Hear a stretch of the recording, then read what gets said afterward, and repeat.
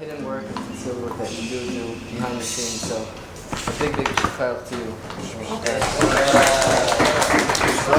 May I find out what I do also? Yeah. I had a little mashu for my travels, right? It's always something to come back from the travels.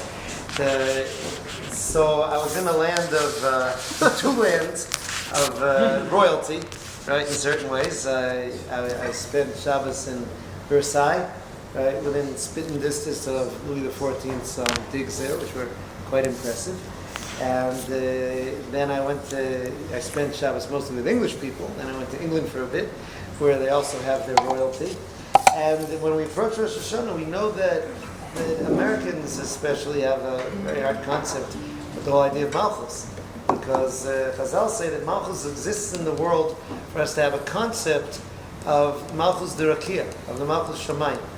And Malchus is a weird thing, like we don't get it. Why should that, old lady there have so much money? And why should they have such fancy houses? And, we don't get the deal. But, therefore, it's hard for us to understand the concepts of Malchus that are central to our davening. And part of what we find is there's an idea of singing about Malchus. Shirul HaMelech, to sing to the king, to sing about the king. Right? This is something which is part of us. This is why Am Yisrael are singers, is because we're Avdei HaMelech. Right? And there is something about it. And I saw this illustrated by two old British folks from a place called Hadley Wood, which is where most of them were from there. And I overheard the following dialogue Sunday morning. Saturday night, for those who wanted, Motzai Shabbos, there was a tour of Paris. So one person asked these old codgers here, did you go on the tour? And they said, no, we stayed in the room and watched the telly. It was the last night of the proms, from Royal Albert Hall. So patriotic, right? So I had to ask people, pretty good accent, right, what this concept was last night of the proms, right, in Royal Albert Hall. And they said it's this very patriotic concert. You could see they felt that they sensed it. This idea of the Malchus, Rule Britannia, right, and the songs that are there and these different things. So Rosh Hashanah is really our time.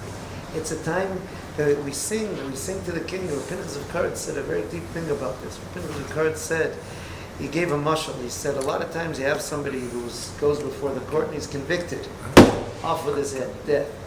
Right now, the convicted prisoner knows if somehow he can come before the king and throw himself on the mercy of the king will probably have mercy on him and let him go. The question is, how does he get before the king? How do you get before the king? He said, the songs that we sing on Rosh Hashanah transport us to be before the king. Right? The songs seem to be about the same thing. You have song after song in the davening. Hashem Melech, Hashem Malach. Right? We say, we get it, okay? God's the king. Can we eat? No, you gotta sing more songs. Right? Why are we singing? With each song we get closer until eventually you find yourself in the presence of the king. And so that's the joy of the singing, is that it brings it to us. And even the Jewish king, the ultimate Jewish king, who's David HaMelech, isn't just a king that's sung too. He's the king who's the singer, because there's a king above him, and he leads us in song. He's in the Imzmiras Yisrael. So that's who we are, and that's how we're singers. So I think there's no better appropriate preparation for Rosh Hashanah than what R Goldschmidt and Laser brought for us right here.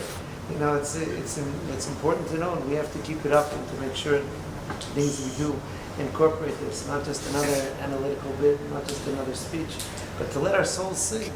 And with that, we stand before